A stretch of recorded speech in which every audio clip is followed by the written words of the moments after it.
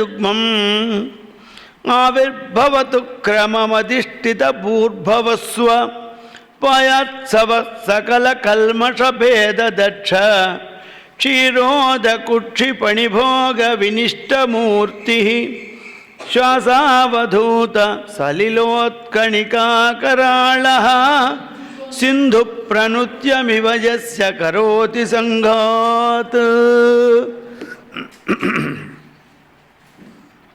చక్రం శంఖదశకేషు శాపకులిశాన్ పాణం శంఖన్ చక్రగదేషు చాపభరిగాన్ శూలం భుషుండిశిరః శంఖన్నందతి కరైత్రినయనాం సర్వాంగభూషావృతాం నీలాశ్మద్యుతిమాస్య పాదదశకాం సేవే మహాకాళికాం యామస్తౌ స్వపితే హరౌ కమలజౌ హంతుం మధుం కైటభం అక్షస్రక్పరశూ గదేషు కులిజాన్ పద్మం ధనుకుండికాం దండం శక్తిమసం చ చర్మ జలజం ఘంటాసురాభాజనం శూలం పాశసుదర్శనే చ దదతిం హస్తం ప్రవాళం ప్రభాం సేవే సైరిభమర్దిని మహాలక్ష్మీ సరోజస్థితాం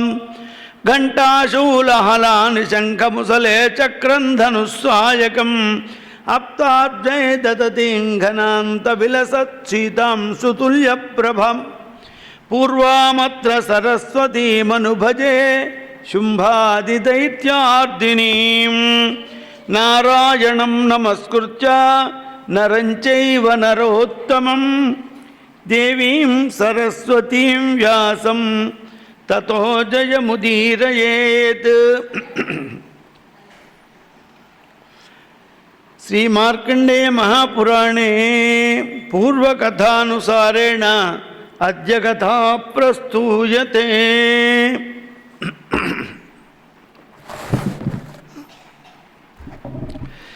పంచమోపి మనుర్బ్రహ్మ దైవతో నామ విశ్రుతః తస్యోత్పత్తిం విత్తరశః శృణుష్వ కథయామి తే.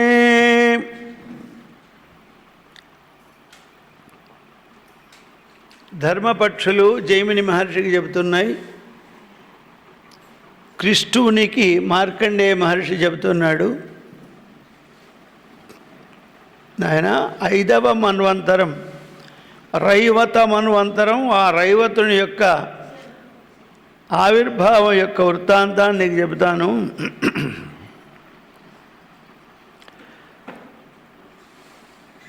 ఋషిరాసీన్మహాభాగ ఋతవాగిత విశ్రుతః తస్యాం పుత్రస్య పుత్రో భూద్రేవత్యంతే మహత్వనః సత్రస్య విధివచ్చక్రే జాతికర్మాదిక్రియాః తదోపనయనాం దీశ్చ సచాశీలో భవన్ మునేః. స్వయంభవ మన్వంతరం లోపల ఋతవాకుడు అనేటువంటి పేరు గల ఒక బ్రాహ్మడు, ఆయన పేరు ఋతవాకుడు. ఆయన సంతానం లేదు.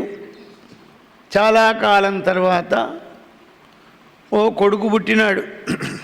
పుట్టినటువంటి యొక్క కొడుకు జాతకర్మ, నామకర్మ, ఆ తర్వాత చూడాకర్మ, అన్నప్రాశనం, శౌలం, ఉపనయనం కూడా చేశాడు.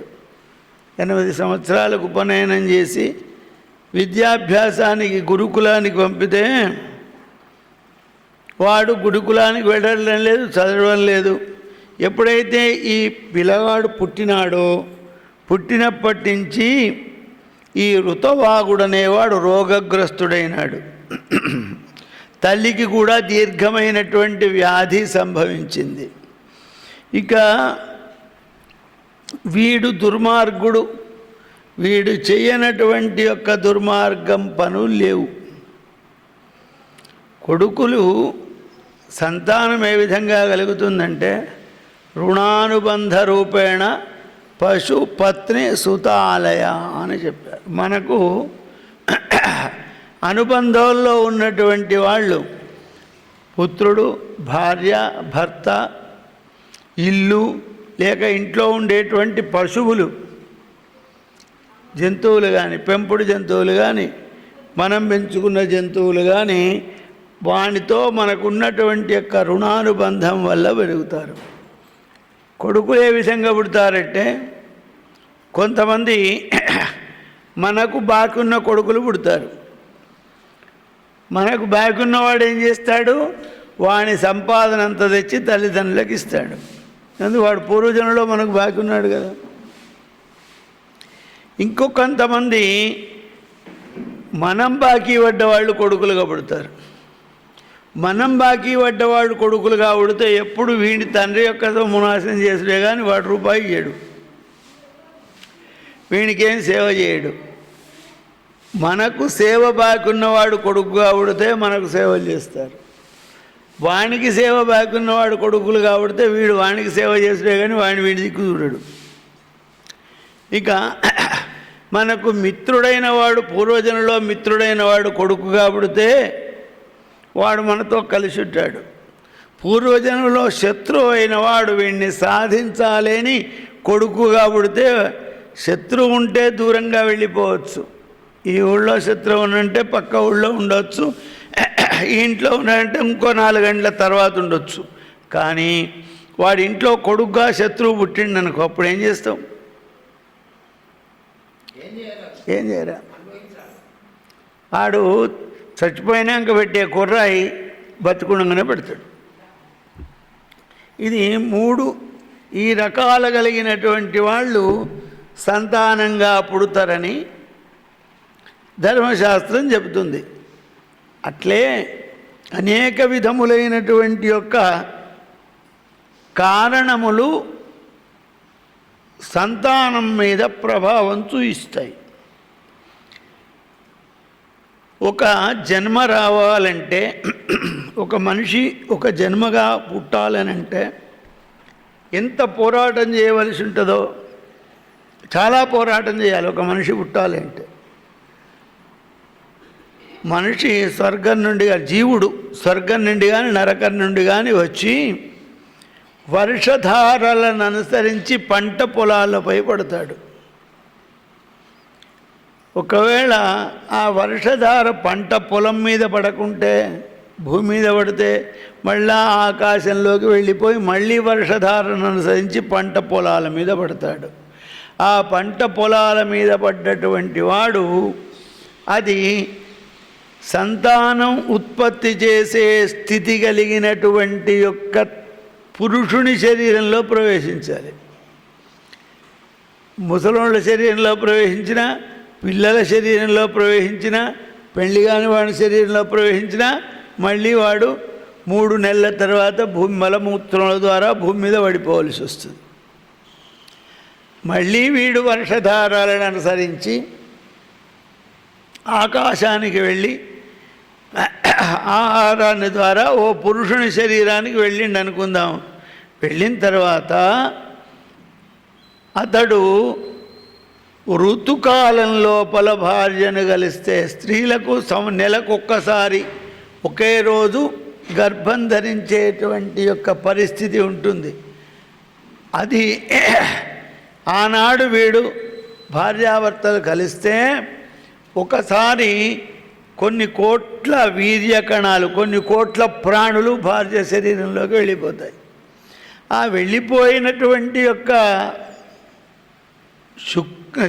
శోణి శుక్లములు అనేకంగా ఆ అండము చుట్టూ చేరి పోరాటం చేస్తే ఒక్కటి గెలుస్తుంది.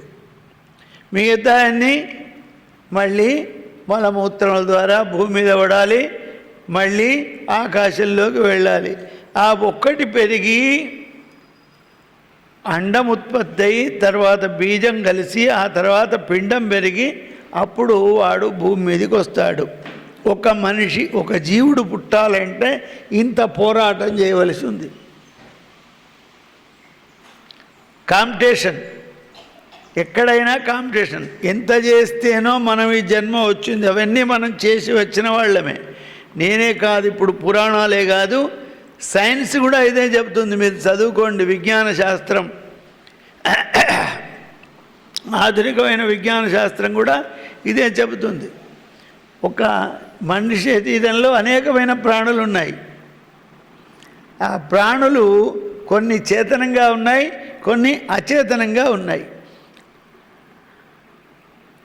ఆ పోరాట ఫలితంగా మాని యొక్క భావాలను అనుసరించి, అట్లాగే కొన్ని కారణాలు ఎట్లుంటాయంటే నీ భావం ఏ విధంగా ఉన్నదో అటువంటి యొక్క సంతానం కలుగుతుంది. నిన్న మనం ప్రవరుని చరిత్రలో చూచాం.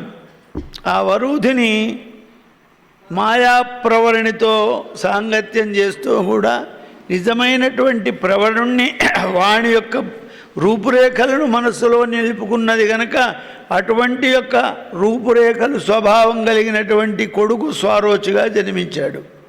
అట్లాగే శిశువు గర్భస్థుడైనప్పుడు భార్యాభర్త దానికి పగ తీర్చుకోవాలి అంటే నేను తపస్సు చేసి శక్తిని పొందాలి అని తపస్సు కోసం ఒక ముహూర్తం పెట్టమన్నట శుక్రాచార్యుల వారిని. శుక్రాచార్యులు జ్యోతిష్ శాస్త్రం బాగా చదువుకున్న పండితుడు. బృహస్పతి కంటే జ్యోతిష్ శాస్త్రంలో ఎక్కువ పండితుడు. అప్పుడు శుక్రాచార్యుడు ముహూర్తం పెట్టాడు. ఇప్పుడు ఎవరికి ఉంటుందంటే మన ఇంట్లో ఏం జరుగుతుందో మన ఇంట్లోనికి మనకు మిత్రులకు తెలియదు, కానీ మన శత్రువులకు తొందరగా తెలుస్తుంది.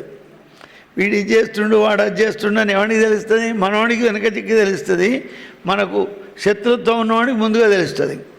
వెంటనే దేవేంద్రుడికి ఈ విషయం తెలిసింది, వీడు తపస్సుకు పోతున్నాడు ఫలాని ముహూర్తం. వీడి ముహూర్తంలోగిన తపస్సు మొదలు పెడితే వీడిని జయించడం కష్టం, ఎట్లయితే విఘ్నం చేయాలి అని ఆలోచన చేశారు. అప్పుడు బృహస్పతి అన్నాడు, మీరు ఎద్దురా, మీరు తిప్పలు పడకండి, వాడి తపస్సు విఘ్నం నేను చేస్తా అని బృహస్పతి చెప్పాడు. హిరణ్యకశ్యపుడు ఆ ముహూర్తానికి ముందుగానే ఒక స్థలాన్ని, అడవిలోకి వెళ్ళి ఒక స్థలాన్ని ఏర్పాటు చేసుకున్నాడు. ఓ చెట్టు కింద కూర్చున్నాడు. స్నానం చేసి వచ్చి ఆచమనం చేసి ఆయన మహాశంభవే నమః పినాకినే నమః ఆచమనం చేసి తపస్సుకు ప్రారంభించాలి. ఆ ముహూర్తం చూసుకున్నాడు. ఆ సమయంలో బృహస్పతి ఆ పచ్చని చెట్లలో చిలుకగా కూర్చుండి నారాయణ నారాయణ నారాయణ అన్నాడు. వీనికి నారాయణ శబ్దం పడదు, అమంగళం, ఒక దుర్వాక్యాలు చెవులో పడ్డాయి. ఏం చెయ్యాలి అని చెవులన్నీ దులుపుకొని నీళ్లతో కడుక్కొని మళ్ళా కూర్చొని మళ్ళీ ఆచమనం మొదలుపెట్టాడు. మళ్ళీ ఆచమనం మొదలుపెట్టి తపస్సు ప్రారంభించే వరకు మళ్ళీ ఆ చిలుక నారాయణ నారాయణ నారాయణ అని 3 సార్లు ఉన్నది. అనే వరకు వీనికేం మనసులో పట్టదు, అరే మళ్ళీ దుర్మార్గ శబ్దం చెవులో పడే, పడకూడని మాట చెవులో పడితే అపశకునం. అపశకునానికి శాంతి మంత్రాలు, శాకున మంత్రాలు ఉద్ఘాతేవ శకునే మగాశి బ్రహ్మపుత్ర ఇవ చేనృషం శశి రుచేనవాజీ శుచుమతిరపీత్యా సర్వతో నశకునే పుణ్యమావద సర్వతో నశకునే భద్రమావద అనే శకున మంత్రాలు ఉన్నాయి. ఈ మంత్రాలు చదువుకొని పోతే ఒకవేళ అపశకునం కలిగినా కూడా ఇవి శుభంగా అవుతుందని ఆ శకున మంత్రాలన్నీ చదువుకొని మళ్ళీ ఆచమనానికి కూర్చున్నాడు. ఇది 3వసారి. మళ్ళీ ఆడు ఆచమనం కూర్చొని తపస్సు ప్రారంభించే వరకు ఆ రామచిలుక మళ్ళీ నారాయణ నారాయణ నారాయణ అని 3 సార్లు ఉన్నది. ఇప్పుడు ఎన్నిసార్లు అయినా మొత్తం 9 సార్లు నారాయణ నామస్మరణం వాడి చెవుల్లో పడ్డది. ఇంతలో ముహూర్తం అయిపోయింది. ఉండదు, టైం ఆగదు కదా. ఆ పైకి చూచినాడు, పచ్చని చెట్లు, చిలుక పచ్చ ఏం కనబడుతుంది?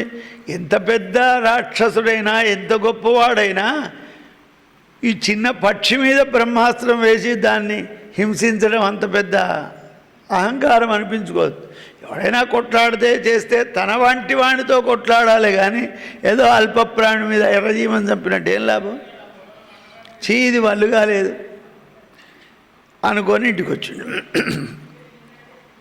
ఇంటికి వచ్చిన తర్వాత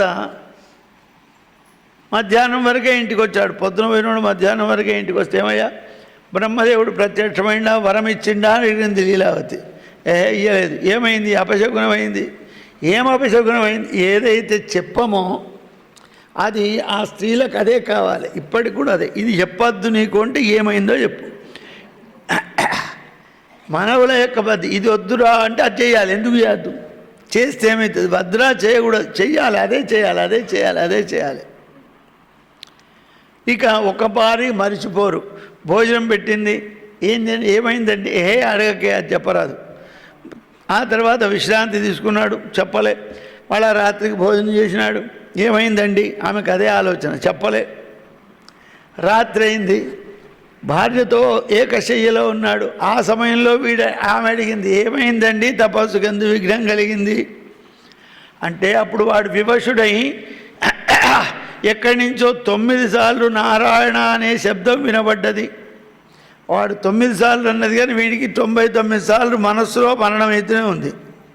చూడండి, ఎవడైనా మనల్ని తిట్టిండు అనుకో, వాడు ఒక్కసారి తిట్టిపోతాడు. మనం ఆ తిట్టును పొద్దున దాకా తిట్టుకుంటాం. వాడు ఒక్కసారి తిట్టిపోతాడు, వాడు కూడా మర్చిపోవచ్చు, కానీ మనం మర్చిపోం. అట్లాగే దేవతల గురువు అయినటువంటి మహర్షి బృహస్పతి అంతటి వాడు నారాయణ మంత్రాన్ని వీనికి ఉపదేశిస్తే వీడు ఆ నారాయణ మంత్రాన్ని పొద్దుందాకా మనస్సులో స్మరణ చేస్తూ ఉన్నాడు. కోపంతో కావచ్చు, భయంతో కావచ్చు, వైరంతో కావచ్చు. అందుకే ధర్మరాజు గారితో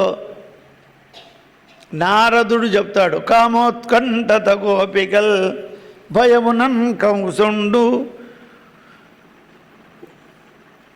కామోత్కంఠత గోపికల్ భయమునన్ కంసుండు, వైరత్వంబున శిశుపాల చైత్య ప్రముఖుల్ సంబంధులై వృష్ణులు, ప్రేమన్మీరలు భక్తిమేము ఉద్దాన ధ్యాన గరిష్ఠులైన హరి పొందన్వచ్చు ధాత్రీశ్వరా.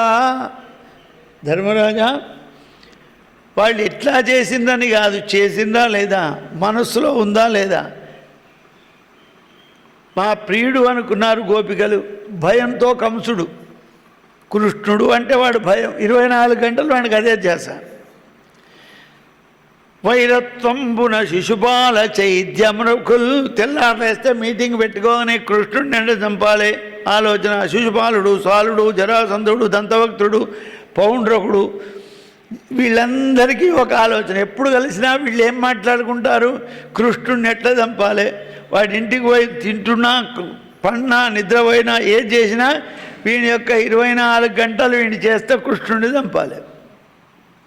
అంటే వీడితో శత్రుత్వం ఉంది, వీడిని చంపాలి అనే ఆలోచన ఉన్నది కనుక వాళ్ళు ముక్తి పొందినారు. సంబంధులై వృష్ణులు, ఆ ద్వారకలో ఉండబడే యాదవులంతా మా పెదనాన్న, మా చిన్నాన్న, మా కొడుకు, మా మనుమడు, మా బాబాయ్, మా తండ్రి, ఇట్లా మా మేనమామ, మావాడు అనుకున్నారు అందరు. సంబంధులై వృష్ణులు, పాండవులైన మీరు ప్రేమన్ మీరలు, మీకు కృష్ణుడి మీద అమిత ప్రేమ. భక్తి మేము నారదాది మహర్షులకు భక్తి. ఉద్దామ ధ్యాన గరిష్ఠులైన హరి పొందన్వచ్చు ధాత్రీశ్వర అని ఉన్నది కనుక ఆ సమయంలో హిరణ్యకశ్యపుని నోట నారాయణ శబ్దం వచ్చింది కనుక సత్పుత్రుడైన భక్తుడైన ప్రహ్లాదుడు జన్మించినాడని మనకు విష్ణు పురాణం చెప్తుంది.